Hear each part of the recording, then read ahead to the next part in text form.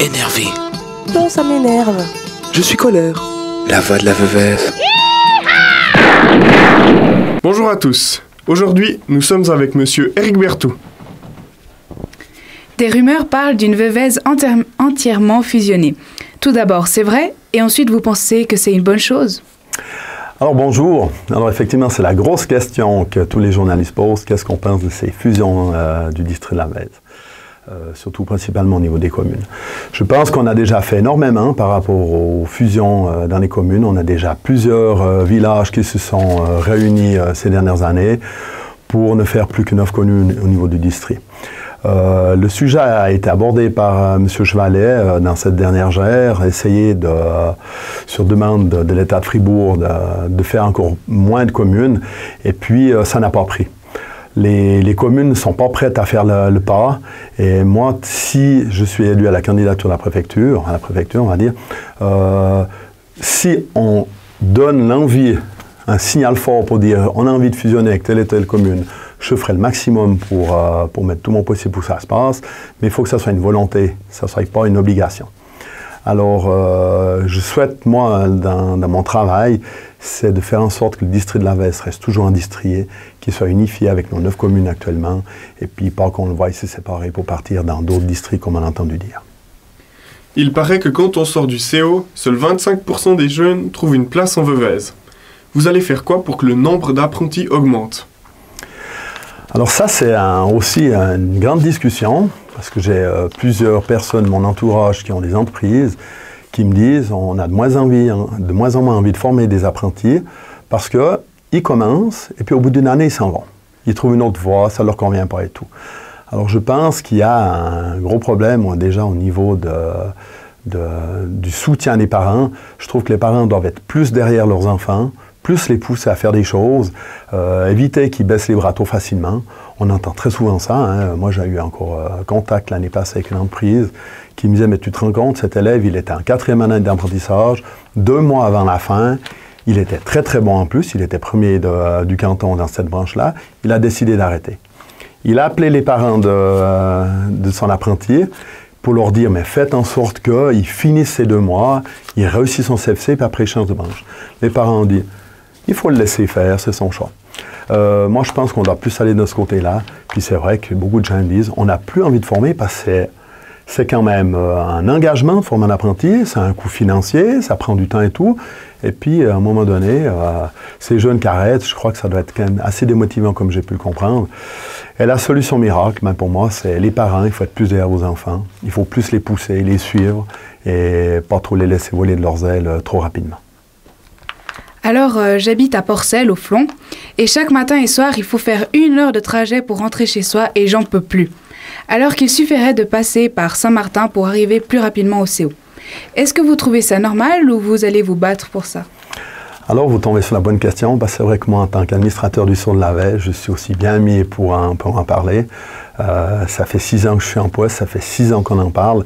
Et c'est vrai, quand on voit que les élèves de la vallée du Flon doivent partir 1 heure avant le début des cours pour arriver au CO, alors qu'on est en étant méchant, 15 minutes de trajet en voiture, ça n'est pas normal. J'ai beaucoup envie d'aller dans ce domaine-là, de pousser, de trouver une solution avec les TPF pour qu'on puisse dire le matin et le soir, on sait qu'on n'a pas le temps matériel de le faire à midi, hein, mais le matin et le soir, qu'on ait un bus direct qui puisse arriver directement, mener les élèves au Sceau de la Vèze parce qu'ils ont le droit, comme les autres, à leurs heures de sommeil, premièrement, et puis passer 1 heure dans les transports publics dans notre région, c'est pas tellement admissible. Alors ça sera un petit peu mon fer de bataille. Il paraît qu'il y a plein d'activités pour les jeunes dans la Veuvez. Mais malheureusement, beaucoup ne sont soit pas au courant de ces activités ou n'ont pas des transports pour s'y rendre. Pourrait-on pas changer cela? Est-ce que ce serait une cause que vous pourriez défendre? Alors oui, tout à fait. Ça rejoint un petit peu le même problème qu'avec les élèves de la vallée du Flon. On a déjà fait beaucoup avec le CO, avec M. Nanzer, il y a 2 ans en arrière, c'est la 3e année maintenant. On a demandé l'autorisation à toutes les communes de pouvoir offrir un abonnement de train à tous les élèves. Avant, ce n'était pas le cas. Avant, si vous habitiez au Flon, vous aviez votre abonnement de train qui était valable depuis Boulot ou bien Porcel, ça dépendait, c'est encore 2 zones différentes, qui permettaient de venir uniquement au Sceau de la Vèze, et puis ensuite rentrer le soir. Depuis maintenant la 3e année, avec M. Nanzer, on a eu l'autorisation des communes, et Vous qui habitez au flanc, vous pouvez aller jusqu'à la Verrerie, vous pouvez aller à Saint-Martin, vous pouvez aller à Talence.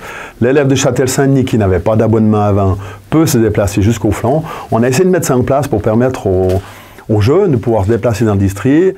On a mis en avant l'atelier jeunesse, afin qu'ils puissent plus participer à ça. Mais c'est vrai qu'on s'aperçoit qu'il y a toujours ces problèmes de correspondance. Le flanc qui n'est desservi que le matin et que le soir, à raison d'une ou deux courses. Entre deux, il ne se passe rien. Et ça, effectivement, c'est aussi un engagement que je prendrais de pouvoir permettre qu'il y ait un petit peu plus de courses pour permettre à nos jeunes de venir, entre autres, à l'atelier jeunesse qui se trouve à Châtel. Peut-être que d'ici là, on aura réussi à développer un petit peu plus dans les autres communes aussi, mais je vais faire en sorte que ça sera tout mon possible pour qu'on puisse y arriver. Les 17 000 Veuvaisans et Veuvaisannes vont vous voir, les élèves de notre CO aussi. Alors concrètement, dites-leur surtout, quelles sont les principales initiatives que vous allez prendre pendant votre mandat? Quelles idées vous allez défendre? Alors, les transports publics, on vient d'en parler, hein. Ça c'est un petit peu mon cheval de bataille. Avec les services de proximité, je vais aussi faire le maximum pour que tout reste dans notre district. On entend un petit peu dire que gentiment certaines choses quittent notre district pour aller en Glane, pour aller en Gruyère, voire Fribourg. Je pense qu'on a le droit, comme tout le monde, d'avoir des services de proximité. Je me battrai pour qu'on ait toujours ces services de proximité. On a un magnifique château là, où on a plusieurs services dedans. On a tout rénové. Là, on a passé quelques années où l'État a mis un certain coût pour la rénovation de ce château. Où actuellement, on a la préfecture, on a la gendarmerie, l'État civil et puis la justice de paix. Je pense qu'on doit tout faire pour garder ces services ici. Au niveau du tourisme, j'aimerais beaucoup développer le tourisme. En hiver, on est assez bon avec nos pistes de ski.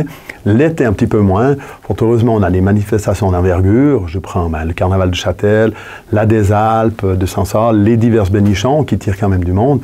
Mais entre deux, on est un petit peu faible et puis j'aimerais beaucoup promouvoir ça. Et pour promouvoir ça, il faut de l'hôtellerie. Actuellement, au niveau de l'hôtellerie, on est aussi un petit peu maigre. On n'a pas beaucoup de chambres dans notre district. Et je pense qu'il serait bien de développer un hôtel, peut-être en proximité d'autoroute, pas nécessairement dans un hôtel 5 étoiles, un style hôtel Formule 1, là, pour passer 1 ou 2 nuits. C'est ce que la personne recherche. Il préfère passer son temps et son argent à visiter notre région, qui est une magnifique région, plutôt que de tout mettre dans un hôtel. Alors ça sera un petit peu mon but d'arriver à faire ça. Que vous soyez élu ou non, vous pensez vous représenter lors des prochaines élections en 2021? Alors ça dépendra un petit peu de tout. Moi, je pense que si on accède à la préfecture de la Vèze, on ne peut pas être bon en 2-3 ans. La gestion de cette administration au niveau du district, on est censé être le rassembleur de toutes les communes. Hein. Je ne pense pas que c'est en 2 coups de crayon qu'on arrive à être bon. Je pense qu'on doit pas faire ses preuves. Et puis sur 5 ans, c'est un petit peu trop vite pour se faire une bonne idée, d'après moi. On remarque en général que tous ceux qui ont été élus comme préfets poursuivent par la suite et n'ont pas tellement pas de résistance, mais de nouveaux adversaires. Et si je n'étais pas élu, je ne pense pas que j'irais contrer mon collègue, un de mes 3 autres collègues qui se met à la préfecture, sauf si on s'apercevait que c'était vraiment une catastrophe qu'il faudrait aller de l'avant avec ça. Et puis, si j'étais élu, je souhaiterais que ça soit exactement la même chose, qu'on me laisse voler de mes propres ailes durant quelques années. Voilà, c'est déjà terminé. Merci à vous pour cette interview. Et puis, on vous souhaite bonne chance. On se donne rendez-vous dans 5 ans. Oui, alors volontiers. Je viendrai volontiers avec plaisir et puis vous donner un petit peu mon expérience de ces 5 prochaines années. Comme ça, on pourra voir si vous avez tenu promesse. Tout à fait, exactement, je m'y engage. Énervé, la radio qui me tape sur le système.